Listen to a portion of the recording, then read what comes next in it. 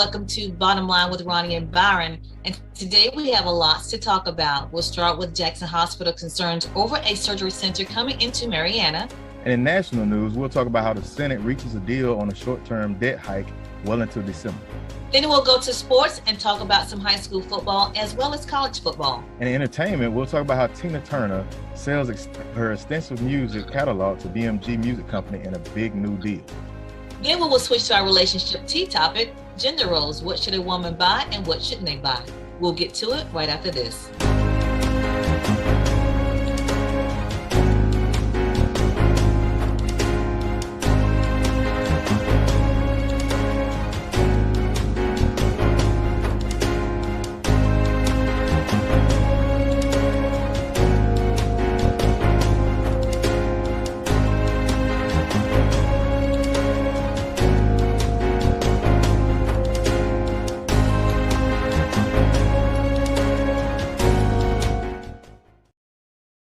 Jackson Hospital voiced their concerns at a city commission meeting on Tuesday night in Marianna.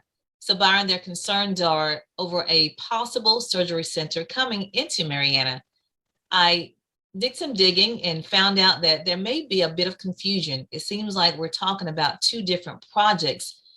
If you remember, a few weeks ago, we discussed a project called Skeleton. Well, I'm beginning to wonder if Project Skeleton is actually a project that TOC, the Tallahassee Orthopedic Center, is considering as far as a medical office expansion. Now, we're talking about a surgery center that the Jackson Hospital is thinking TOC is trying to bring to Marianna, but it sounds like that's not the case. It sounds like it may actually just be them expanding their current location, because if you know, they're located right now on 6th Street, and the parking and the building, I'm sure they've overgrown. What do you think, Byron? Yeah, so it was a bit confusing for me. I was stuck because from the reports, I think it was on Channel 13, one of the doctors, he was mentioning how it would do a harm on the revenue of Jackson Hospital, and I was thrown because I know that, you know, when it comes to orthopedic surgeries, they don't do those at Jackson Hospital anyway. And then it was like it looked like that place, because I've been a patient at Tallahassee Orthopedic for quite a while, and it is small. So I figured, was it office space or are they actually building a surgery center? But why, you know? So I think from that standpoint, what you're saying is making more sense. Like they're just trying to get office space, and looks like the city got caught up in a whole whirlwind. Yeah, what it seems like, the TOC actually, I think needs to come out and just kind of state what they're considering, and just, you know, nobody knows what Skeleton is. Nobody knows what Project Skeleton is. It's all speculation.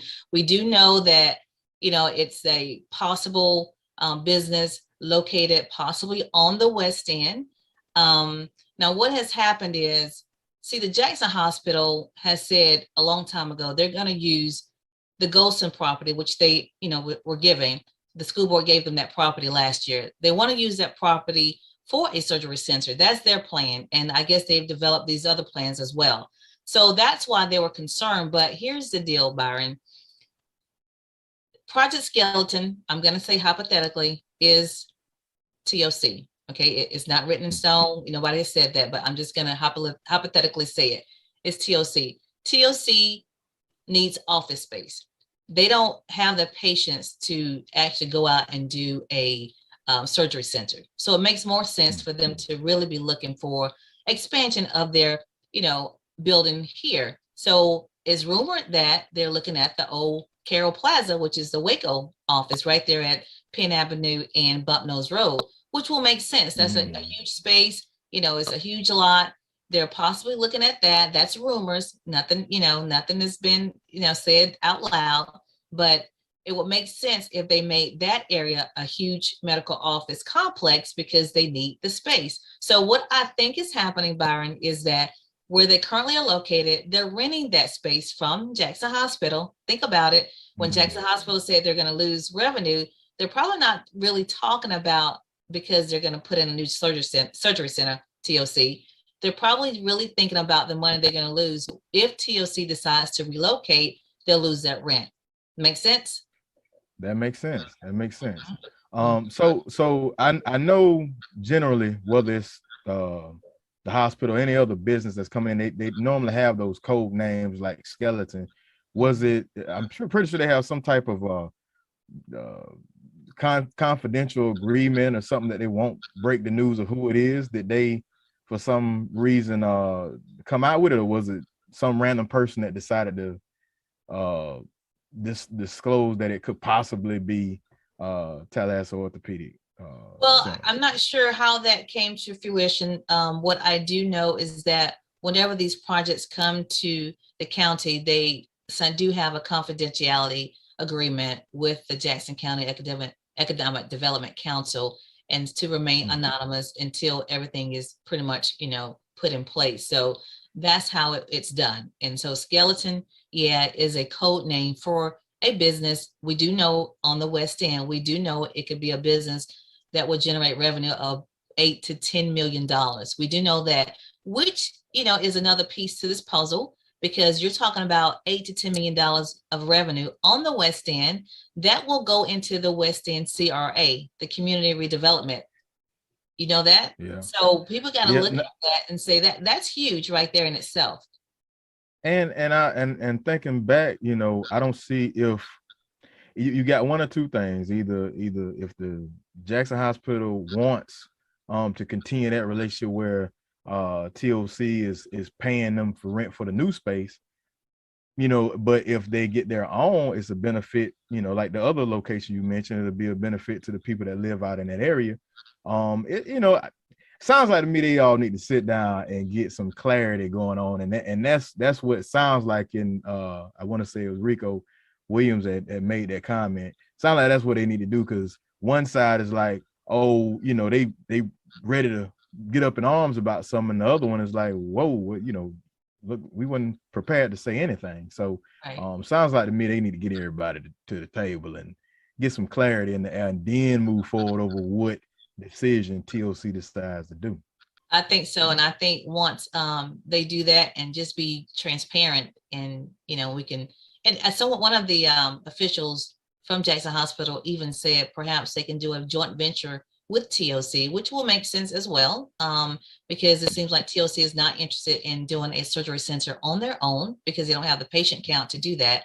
So perhaps, they can come to that sort of agreement where they can do a venture project. But the bottom line is TOC could possibly be skeleton.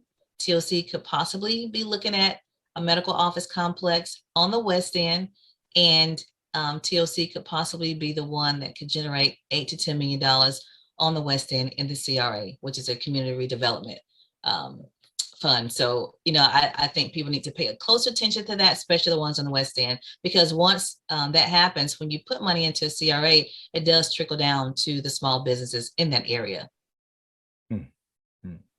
So I agree. enough of that. Yeah. So I want to take a pause right here, Byron, and let people know that the local and state news is brought to you by Brightway Insurance.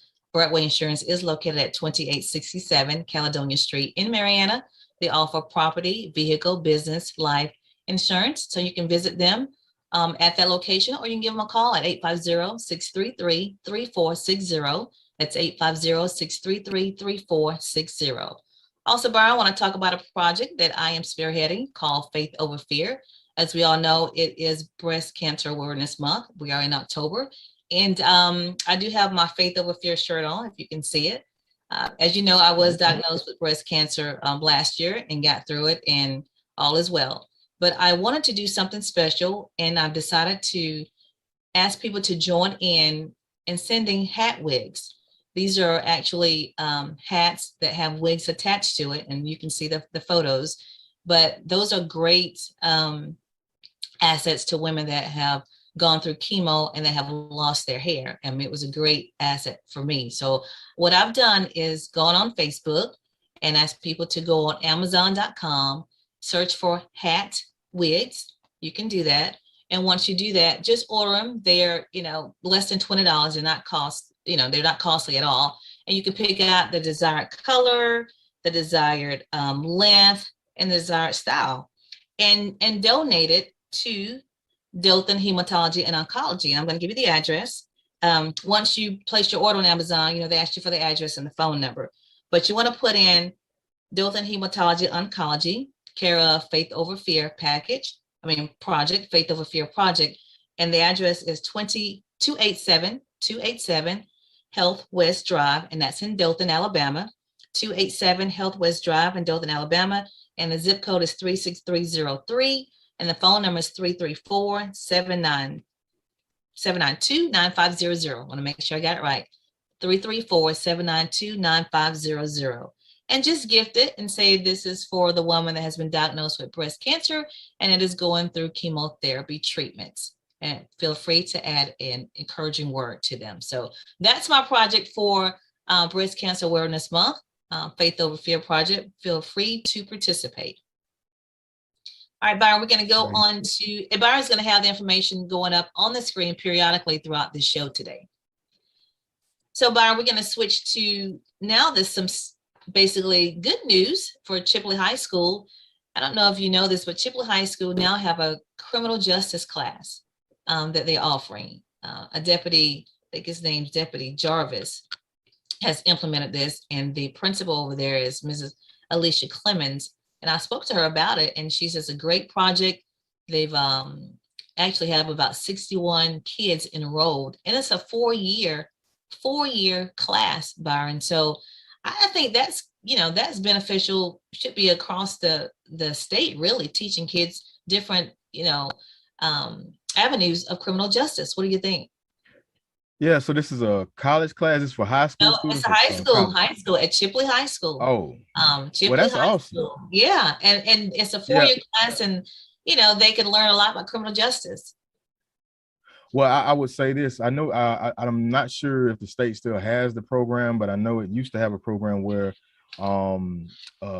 individuals that could be in a program if they were 18, 19, once they hit, I want to say it was 19, once they hit a certain age, then they could carry chemical agents on the compound. So they kind of wore a different uniform, but as they went through, it kind of gave them more of the on-the-job training experience. So this would be great to build, and that program could build young people up to inspire to know what they're going to deal with when they walk in the door. And then once they get there, they have those couple of years to actually be on the job, because working in corrections is it's a very different aspect. Getting used to being behind those wires, behind those cells, that's a culture shock in itself.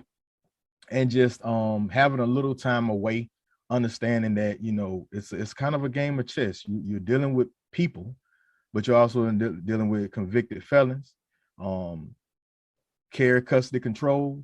Being consistent with how you deal with them and how you operate and do things. Don't bend corners. Don't listen to the war stories and this and that. That'll be great for them to actually go through the mold in high school, and then it builds up. Because to be honest with you, a lot of people, the school is pretty long, but at the same time, it's kind of a real quick turnover rate because people don't know what they actually got into. And probably after a year or so will determine whether or not somebody's going to stay for the long haul or they're going to be gone. So kudos to Chippewa for that. I know they had a good nursing program because my wife went through it. Okay. I'm not sure if they still have it anymore, but I know they did have at the high school. The high school? Not at the high school, at the technical. Oh, you mean technical school? Yeah. Well, these kids at Chippewa High School, they can enroll in this class. Like I said, it's a 4-year program. So the first 3 years is basically building a foundation, learning about the criminal justice system. And then in their 4th and final year, they have a choice. They can, if they're interested in the Law Enforcement Academy of Corrections, they can go to the Florida Panhandle Technical College, or they can actually have an opportunity to dual enroll at Florida State University, Panama City. So they have options at 4th year if they want to continue on. So the first 3 years is just kind of introducing them to the criminal justice system and the different areas of it. So I just think it's a great thing. And I think the guy named is Deputy Dakota Jarvis. He's the one that's spearheading this. And he said that next year they're moving it to, they'll basically incorporate it into Vernon High School. So hopefully it can come over to Jackson county, district, school district. Hopefully that can be the case as well. All Yeah, right, that'd and be then, awesome. yeah, that would be. Then we're going to move on to some state news. I don't know if you heard about this, Byron, but Florida, the state Florida is the only state that has not told the U.S. Department of Education how it will spend the money that was allocated to them under the American Rescue Plan. And we're talking about $2.3 billion that the state of Florida has access to. All they have to do is fill out paperwork and submit their plans. And we're the only state in the country that has not done that. So Byron, So we haven't even applied for. I mean, to get it. Byron, they applied for it and they just needed to submit some more paperwork to receive it. Yeah. When the governor's office was contacted about it, of why they have not submitted it, they said that they have not received any notification from any of the districts that they needed it. Yeah. We need to get on our district. Let me read the quote. It says, in an email, the governor's office told a news outlet, at this time, no district has articulated a need for funding that cannot be met with currently available resources. Whenever this may change in the future, the state will coordinate with the U.S. Department of Education to ensure Florida students and educators have the resources they need. There you go. So that makes me wonder, that's something that somebody would do if it was something attached. Like, say, for instance, a lot of people didn't want to get any of the SBA loans through the Hurricane Michael relief because it was a loan, right? Mm-hmm. That's the only common sense that I could. Byron, you're the only state. You're the only state that did not do this. That don't sound right. But let me. I'm trying to play devil's advocate here. You're the only state. Well, I'm trying to. Andrew Spar is the president of the Florida Education Association, and he said this money basically is certainly needed, and he's like, why aren't you getting these federal dollars? So this is what he said. He said extra funding could help mental health and physical well-being, extra cleaning, sanitizing, and air quality in schools, plus teacher and staff shortages. So Byron, it's needed. You're talking about, what did I say, $2.3 billion that's being held up that can come to the state of Florida. I don't know. You know what? I don't know. I mean, this is not the only thing that he has not. Well, he recently did apply for that pandemic. Are you aware of that? The what is it called? PEBT. The state of Florida was the last one to receive that. That was $1 billion in food stamps, the pandemic electronic benefit transfer known as PEBT. The state of Florida just recently, after governors was just really being pressured, like, go ahead and get this money. That was another $1 billion in food stamps for our kids. He was like, well, our kids is going back to school, so they don't need it. Because it was basically a program for the summer, but you still could get it. And his reply was, our kids have gone back to school, they don't need it. So he recently just okayed for the state of Florida to receive that money. When I say recently, like in the last few days. And we're the last state in the country to get it. So there's a pattern here. I'm just pointing that out. There's a pattern. Yeah, I don't understand that. I think he's getting in that political campaign role and that age-old ideology of not wanting a handout. But it's not a handout if I'm already paying into it. Not to mention areas like Jackson County, areas like especially in Northwest Florida, we may not be able to be good at articulating on paperwork what we need, but we actually need a lot of stuff, and we need some money. It can't happen with nothing in the air. So I mean, even I'm not in there, so I don't know if efforts are being made to districts to say, hey, whatever you need to make sure y'all get that to us so that we can get this funding. If nothing's submitted to us, then nothing will be submitted to get. I don't know, but it makes no sense to not get money that's out there for us to get. I don't understand that for the life. And they have the attitude that, I mean, both education and regarding the food stamps, that nobody needs it in the state of Florida. That just, yeah, doesn't make sense. So anyway, that's all I have. So again, local and state news is brought to you by Brightway Insurance. Please, give them a call, 850-633-3460. They're located in Marianna for your property, vehicle, business, and life insurance. You can visit them also on Caledonia Street, 2867 Caledonia Street. They're open Monday through Friday, 9 to 5 p.m. and on Saturdays by appointment only. What do you have on national news, Byron? Okay, so before I get with national news, People's Funeral Home. Because we care, we're here when you need us. Long Granbury Funeral Services Incorporated, doing business as People's Funeral Home, Marianna and Battle Mortuary, Panama City, offers services that is within the reach of all. Our caring staff is available 24/7 when the need arises. Our services are designed to commemorate the life being remembered at a price suitable for all. Give Cephas and Gwen a call at 850-482-2233 or simply stop by for more information. That's People's Funeral Home. So I'm going to begin with the Senate reaching a deal on the short-term debt hike into December. Senate Majority Leader Chuck Schumer said today, as you were Thursday, yesterday, that he had reached an agreement with Republicans to extend the debt ceiling into December. So it's not like this whole government shutdown is not going to be something that's over with.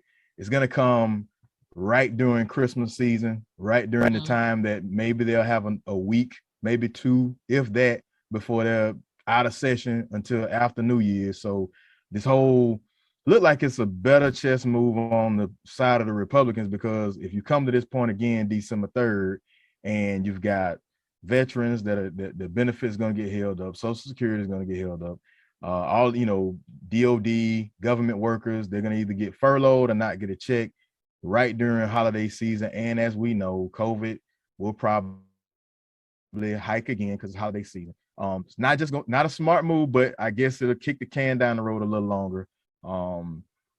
Senate Minority Leader Mitch McConnell confirmed during a floor speech that they had reached a deal. So I don't know what that deal is, but look like they're kicking it down the road. So everybody, the talks will begin again come in November, December about another government shutdown. So we'll see what happens. We'll have to keep our eye out on that. I hope that's not the case, Byron, especially during the holiday season. I hope that's not the case. Yeah, I mean, and that's the first thing popped in my mind. I'm like, it's gonna just kick it down the road, and then it's gonna be now. If not to say that I would want that to happen, but if there was gonna be a back and forth government shutdown, I'd rather be now than right in the end of the holiday season. So right in the height of it. So, but I have my next story. Facebook. Been a big story about this whistleblower. Why whistleblower Frances Hogan is Facebook's worst nightmare. Facebook is no stranger to being on Capitol Hill.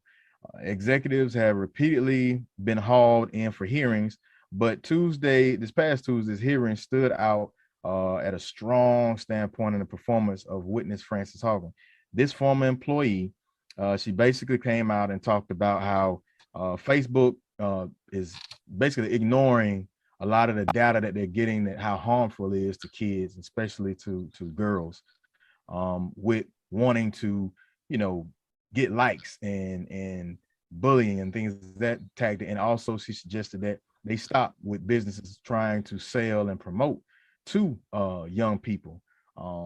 She explained the technical workings of Facebook and the platforms and in a real polished and uncomplicated way. So this kind of made it for everyday folk like myself. You got to break it down Barney style. For me, she did a real good job. So hopefully we'll see what comes out of this. I know I don't know if you experienced it, but I experienced it where Facebook was done, Instagram was done for like a whole day. Over this time frame, I remember back in the day, MySpace was the juggernaut, and then somewhere along the lines, Facebook through colleges and things that such just happened to become this monopoly. And to think, like, people have to understand, when it comes to business, a business, just like a human being, a business cannot survive without a profit. And understanding Facebook, they don't necessarily care. No business necessarily cares about whether or not the product or the service that they're providing is harmful, so long as it's making a profit. So, feeling bad about knowing that kids are being exposed. I mean, the music industry is the same thing. You've got, that's the unfortunate part, because nobody's like rappers and yeah. hip hop. Who buys music? I mean, older grown folk that's 35, 40 plus, you're not buying music like that no more. Right. You'll listen to it, you'll stream, or you'll get a younger person to say, hey, pull up that song, such and such and such. But young people are the content creators. They're the ones that spend money and get all into celebrities and music. And so when we get older, that's when we get a little more cautious over what gets exposed to our kids. Because there's no filter at this point, and that's unfortunate. No filter. I mean, you did, and you did have, FCC. Like when I used to watch videos, Video Soul, Rap City, and stuff like that. Artists had to be very creative with their music when they would have vulgar language and curse words. They had to get creative to make it a hit where it wasn't like 1,000 edits out of it. So, but now kids can go on YouTube. Yeah, they can pull up the raw, uncut stuff. And it's just one of those things where they do need to tighten down on what but because they've been able to kind of wiggle through things as a corporation and as a business, they've not been held accountable to the standard. Yeah, they got to set a real standard, and there needs to be some oversight over, because social media is a brand new thing. It's not television. It's this brand new thing. So it's time for this, more whistleblowers need to come out, Byron, I think if more people come out against it or exposing, and then I think a change can come, because that when you bring awareness to a situation, and a lot of people do it at the same time, then you can get change. So I think it's time, because the sad part is a lot of times we don't realize how it's affecting our kids mentally. I mean, our kids make some, I'm going to say this, some crazy decisions. And a lot of time it's driven by what they've heard or what they've seen on social media. True or false? Mm-hmm. And that's true. And I'm going to go a step further. Me as an adult, I get caught up in it. I can't lie. I get caught up in it. It's I look to see how many likes I got on this post, how many loves I got, how many shares I got on this post. And next thing you know, an hour went by. You've been strolling. I could have been reading the book. I could have did some around the house. So just take that, add 100 to it, and a kid that's in school and middle school, high school, that's still trying to figure themselves out, still trying to grasp with what kind of person do they want to be or want to project themselves as, and wanting to be cool and wanting to fit in. And then you tie social media into it, because a girl that will make a prime example. Yeah, a girl that will make her own Instagram page, and she's in the art, and she posts her art stuff and never gets a like or comment. But the minute she does a TikTok dance and throws a little twerking in there, she gets 1,000 hits. Everybody, now that's what I needed. But that's not who you are. You see what I'm saying? And they know this. So I hope things change for the better. For our kids, for this generation and the next generation too, Byron. Yeah. Too. I'm steadfast with trying to keep mine, keep them away from it until they get older, and where I can spoon feed the understanding of what it's hard, Byron. I mean, it's hard. It is. I mean, mine loves TikTok, and I'm like, you can't monitor and police everything. You try, but it's just it's a challenge. I'll just put it that way. Yeah. And even with some of the videos, even like with the cartoons or things like that you may, have your little ones watch, you have to make sure you watch them, because they have some subliminals in there that you're like, whoa, exactly. Yeah. So to my next story, there was a suspect in custody. A suspect finally got in custody after the 4 that was injured in the Texas school shooting. So there was an 18-year-old, I don't know if you know about it, but it was an 18-year-old suspect that was in custody Wednesday after 4 people were injured in a shooting at a Texas high school, authorities said. 3 of those victims were hospitalized, with at least 1 requiring surgery. This was Timberview High School in Arlington, Texas. So as the story begins to unravel, when it first came out, it was seeming like it was an active shooter situation. And because the school, like ours in the state of Florida, practiced so much on active shooter situations, they went into active shooter mode, lockdown.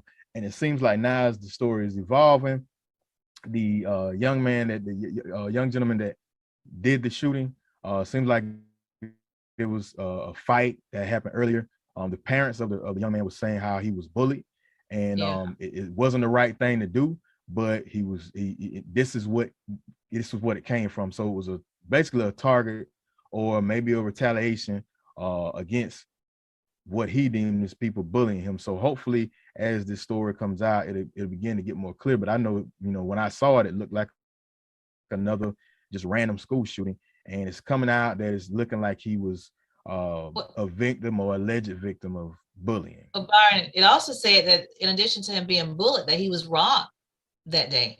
Yeah, that's another one. So I don't.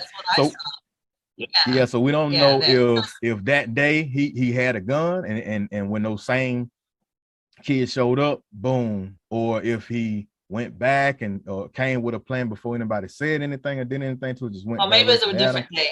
Or maybe he was robbed the day before something. But it sounded like to me, Byron, that he was that kid that was picked on, bullied, and he just, didn't know how to handle the situation, or I don't know if he told anybody, because that's where you find a problem at. The kid that's being bullied won't say anything, and then they just kind of react, and this is what you have. He thinks he's defending himself and causes more harm, especially to others and to those that were not really involved. So, I hate to hear stuff like this, especially if it's a situation where that particular kid was bullied. I hate to see that. And Byron, I don't know if you realize this, but sometimes you can kind of look at kids, and I do.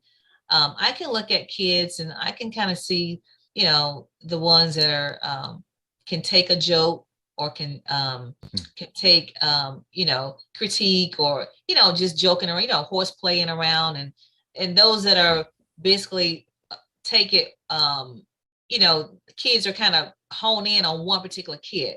So over a period of time, it does become bullying. You may do it one time, a group of kids may do it one or two times, but then when they continue to do it, then it becomes bullying, and that kid, continues to suffer some mental issues. And this is kind of stuff that happens. That I'll be honest with you, I didn't realize that until I was in Marine Corps Recruit Depot. When I was in basic training around people that weren't from where I'm from, that came up from a different, side, I realized there was one guy, I forgot his name, but he said something funny. I was like, man, you stupid. And he was like, that's what I'm talking about, man. Why you always name calling me? And he got real, he was hurt. And I was like, dude, I said, man, what are you talking about? And he really, was in his feelings. And I was like, I'm saying that you're funny. I'm not meaning that you're stupid. And it was just one of those things I had to realize that, everybody they receive things different. Don't make them weak, don't make them anything like that, but everybody's life experience is different. And one person that you say something to, they might go from 0 to 100 real quick, and others might not. They would take it exactly as you intended for it to be. So, but Byron, I mean, what you just described was mild, but I've seen kids, they can be cruel and harsh, and they're just joking and playing around, but what's coming out of their mouth is really mean and ugly, and they're laughing. That is falling on grounds that are like, that person's feelings are truly, truly hurt. And if you're trying to be friends with this group of kids, and they're constantly saying negative stuff about you and jokingly still laughing, that doesn't feel good at all. So, we have to watch out for stuff like that. It's a hard thing to police as well, as a faculty, staff, as a teacher, as a principal, as an educator, because one thing I tell my son, I tell my kids, I was like, look, a bully, you're going to have to deal with them at some point. You can tell the teacher, you can tell the principal, but guess what? When you're walking down the hallway, you got a pass, going to the restroom, there you go. You're waiting on the bus stop, or you're on the bus, there you go. If you take a different route from the lunchroom and you down the hall, there you go. So at some point, you're going to have to deal with them. You're going to have to stand up to them and show them. Now, I ain't saying you always got to fight. Yeah, but you can tell. And the culture is changing. I hope it, gets better. But a lot of times with kids that bully and do stuff like that, a lot of them, they say just stupid stuff out the side of their head and don't realize that that's real bad. But others that engage in bullying and they know they're bullying, it's coming from something else. They would treat it that way, or say there's an underlining, yeah. And that's what we got to get to. That goes back to that mental health, what we were talking about. That goes back to the training, and that goes back to the in-depth things that need to, especially coming off of this pandemic. You're gonna get a lot frustrations that's gonna come out of different ways, especially out of kids. That's why we need the money for mental health in Florida, and from the Department of Education. Yeah, we don't need stuff like that and happening on a regular basis in the state of Florida. But you see what I'm saying? I said that's why we need the money that he has not applied for or received. That's why we need the money to address mental health issues. I mean, you need to have mental health counselors. I mean, we do. We'll probably need more than what we do. I think they have like one per school or two per school, something like that. It's not a lot because they can't afford it. Like that school that in Arlington, that's a pretty big school. So I mean, I don't know how many resource officers they have, but that's a pretty big school. But yeah, I don't know the game plans for that. But that's all of national news was brought to you by People's Funeral Home, because we care. We're here when you need us. Long Granbury Funeral Services Incorporated, doing business as People's Funeral Home, Mariana and Battle Mortuary, Panama City, offers services that are within the reach of all. Our caring staff is available 24/7 when the need arises. Our services are designed to commemorate the life being remembered at a suitable price for all. Give Cephas and Gwen a call at 850-482-2233 or simply stop by for more information. People's Funeral Home. All right, we'll move on to our sports. I'll give our high school sports, what we got coming on for tonight. Graceville is at St. John Paul II, which is a school in Tallahassee, and that game is at 6:00 because it's in Tallahassee. Last week, Graceville lost to Sneads 41-20. And then Sneads is at home. It's their homecoming. And the school is called Pataula. It's Pataula Charter. And they're a school out of Edison, Georgia. So they play them tonight at 7 in Sneads for their homecoming. Cottonelle's homecoming as well tonight at 7:00. They play Franklin County. Last week, Cottonelle had a bye, so they should be fresh. Tonight, also, Mariana's homecoming. We have 3 homecomings in Jackson counties. Tonight, they play Bay. Last week, Mariana lost to South Walton, 35-28. That was South Walton they lost to. And then Chippewa has a bye, so they don't play today. They lost last week to Escambia Academy. And then Blountstown is at home against North Florida Christian. That game is at 7:00 tonight as well. And last week, Blountstown lost to Holmes County 21-20. That was their only loss, so now they're 4-1. And then, so check out those high school games tonight, especially the ones that are homecoming in Jackson County. College football action on tomorrow. Georgia's at Auburn at 2:30 on CBS. Alabama is at Texas A&M at 7 p.m. on CBS.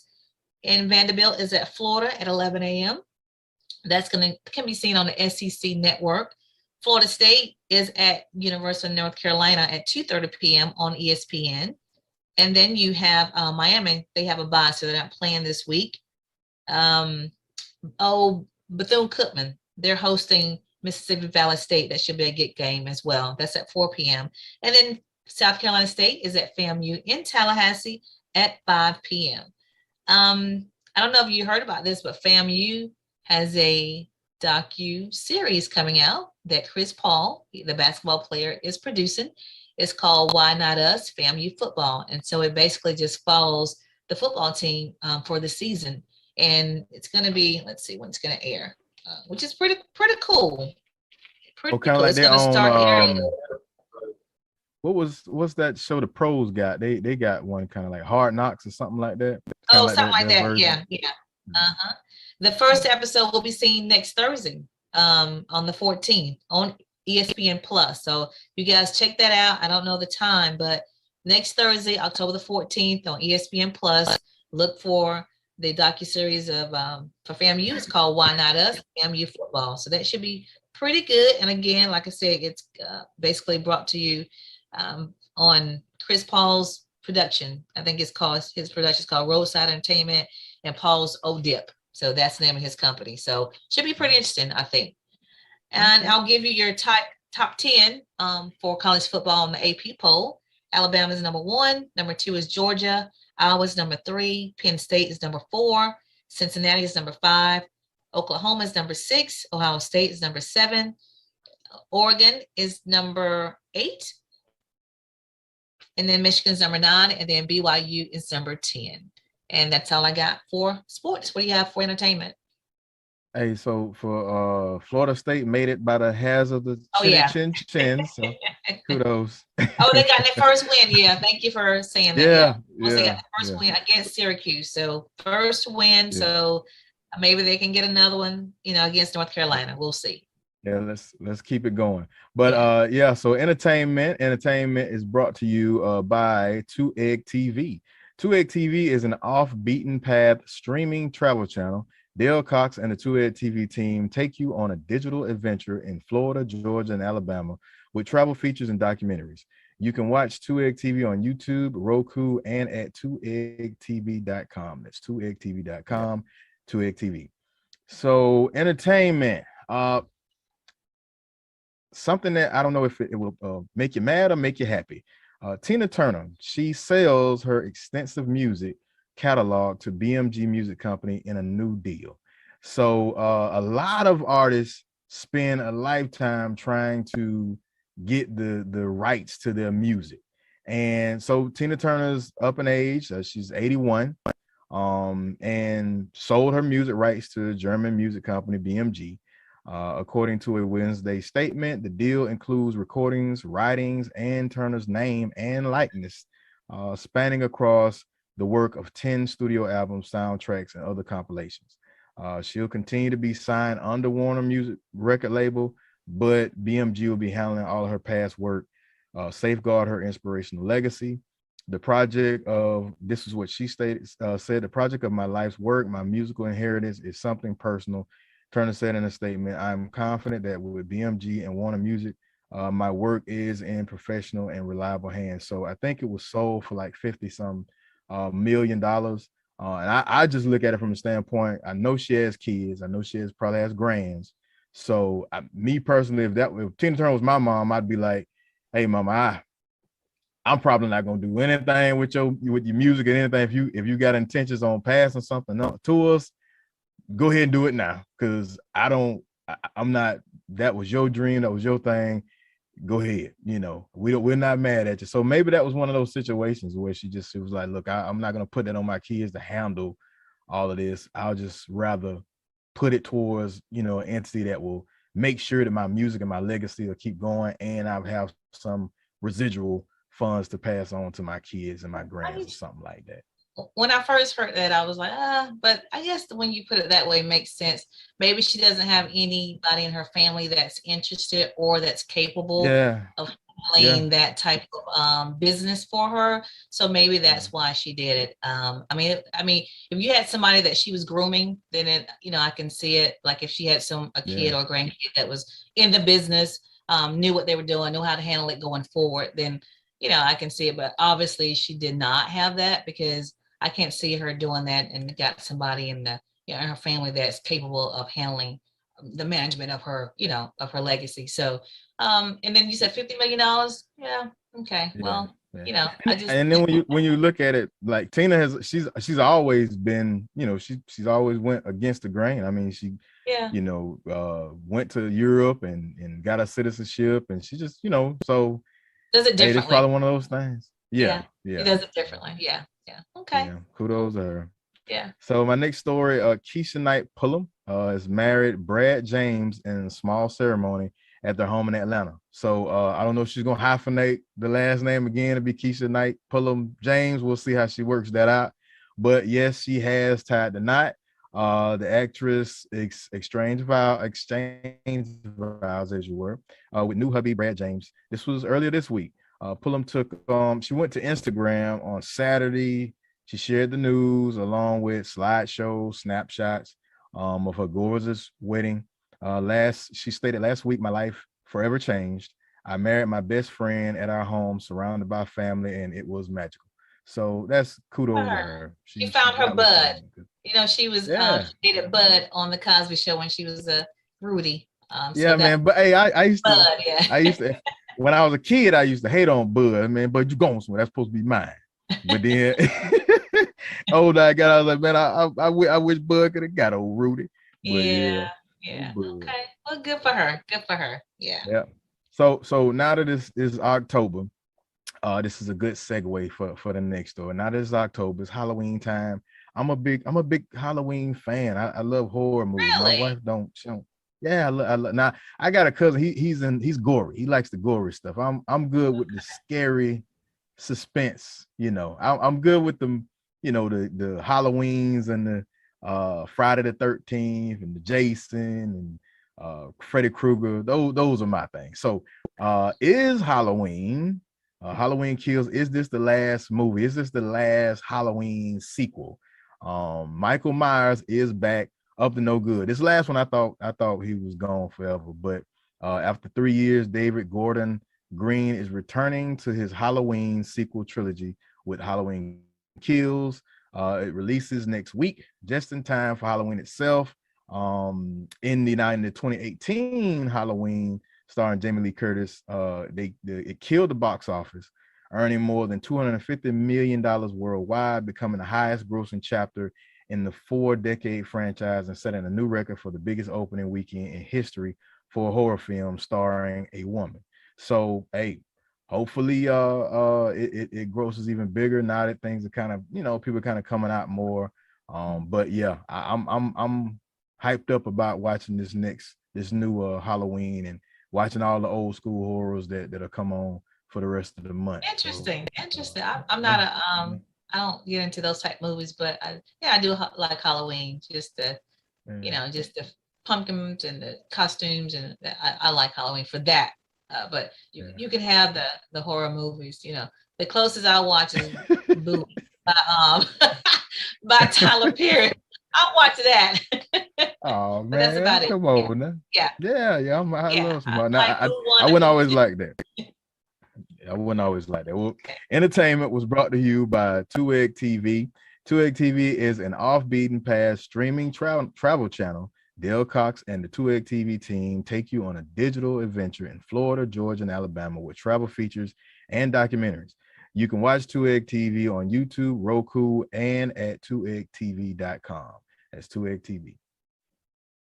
Okay. All right. We'll move to our relationship tea. And our relationship tea topic today is regarding gender roles.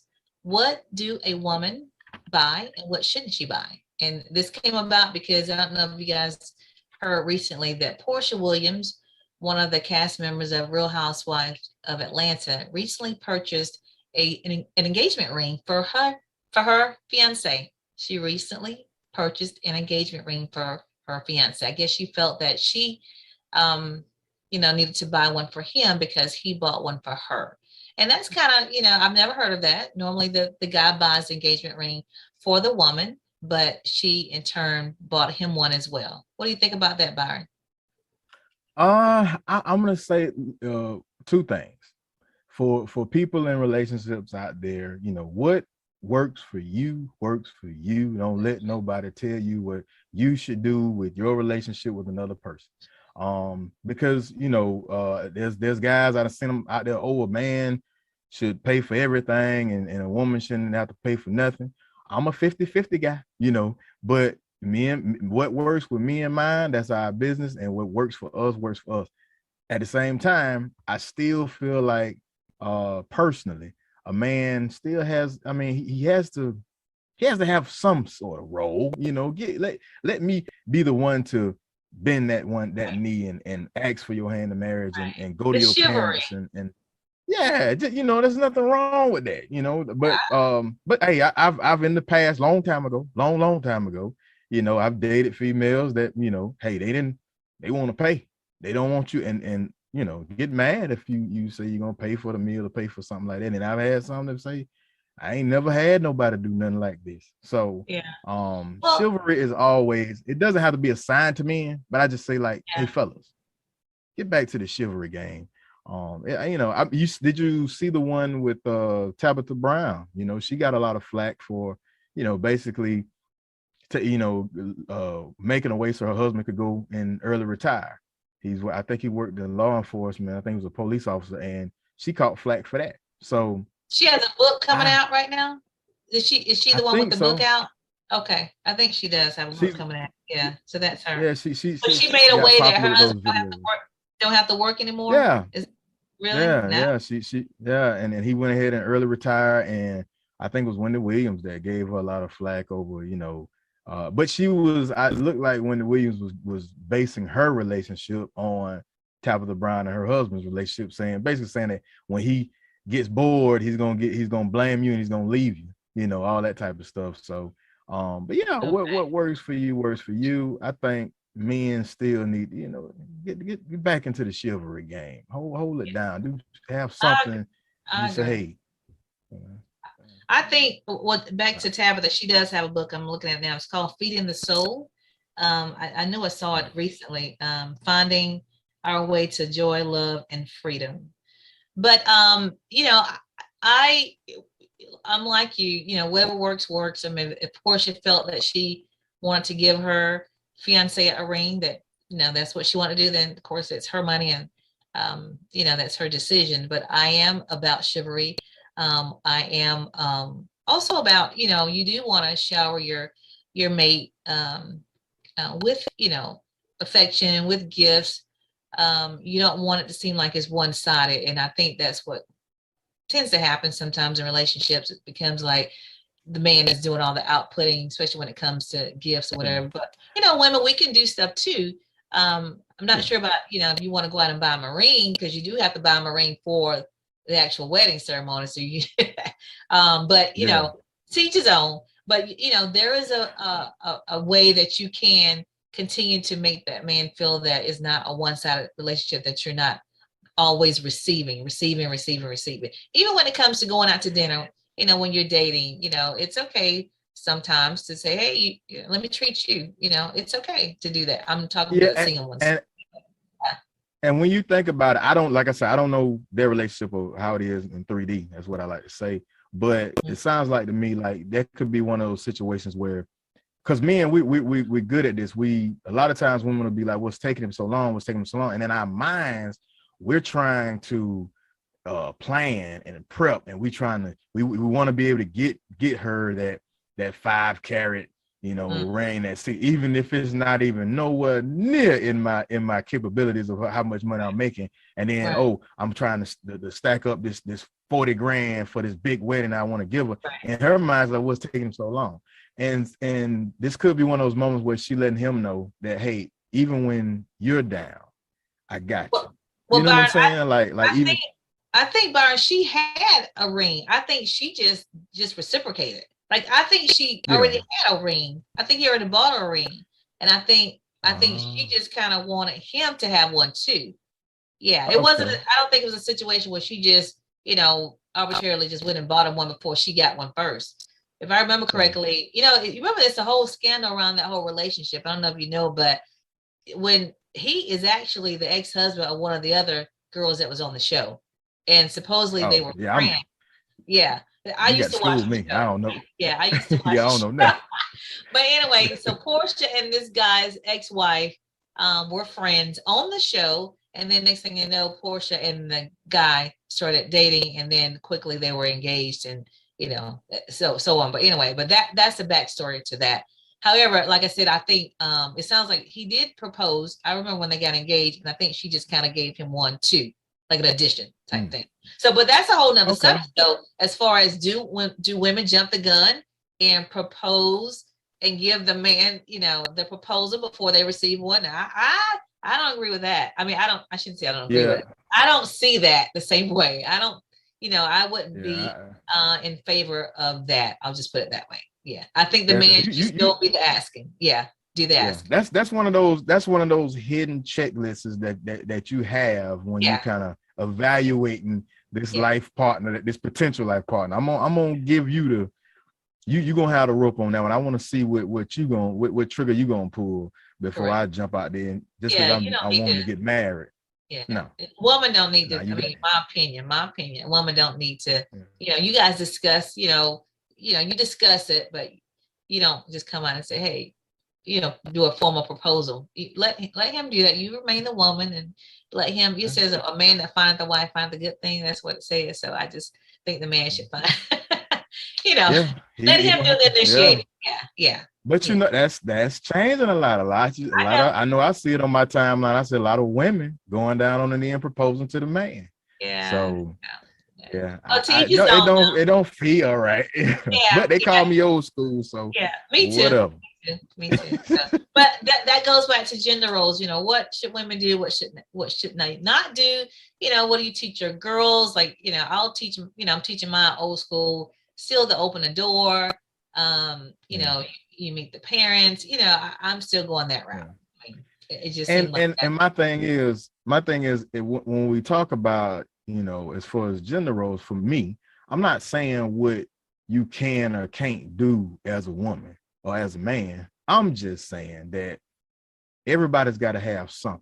They got to have, you got to have a role. You got to have something that you say, okay, this in a relationship, and that may be what has to happen, okay, and gets established. My role in this relationship, I want to be the one to do this. I want to be the one to make you happy. I want to be the one to be your your security structure. But in other relationships, the man may be like, hey, I want you to be that for me. Whatever works for you. So because I've seen like some guys, I've got friends that they can't keep a money in their pocket. It'll burn a hole in them. They can't handle it. But then I've seen men that can handle. So in a relationship, they're the ones that handle the money and the finances, whereas the woman will be the one to handle it. Like my mama, she in all the people I've met in my life, she is the best person when it comes to money and spending and I learned from her. So it's just one of those things that that's an even exchange as far as when you're especially when you're in a marriage, what works as far as who handles what. So that's kind of a little different than I think than a woman going out and saying, proposing. I'm gonna get him before somebody else get him. I'm gonna ask him first. Like, whoa, we ain't like that yet, So anyway, just each his own. People can say that. So Byron, I think we're up against the clock. It's been a great show, but I do want to mention Faith Over Fear Project one more time. And again, you'll see the information on the screen. If you feel like you want to donate, please participate in this project. It's a great thing to do in honor of Breast Cancer Awareness Month for the ladies. Again, you can send it to the Dothan Hematology and Oncology Center in Dothan and just gift it, the hat wig saying this is for the woman who has been diagnosed with breast cancer and who's going through chemo treatments, and add a little encouraging note to that. Okay. So Byron, I'm going to say it's been I thank everybody for watching the show. And remember, when you know the truth, you can speak the truth. And the light shines brighter when it shines for two. Have a good evening. Peace.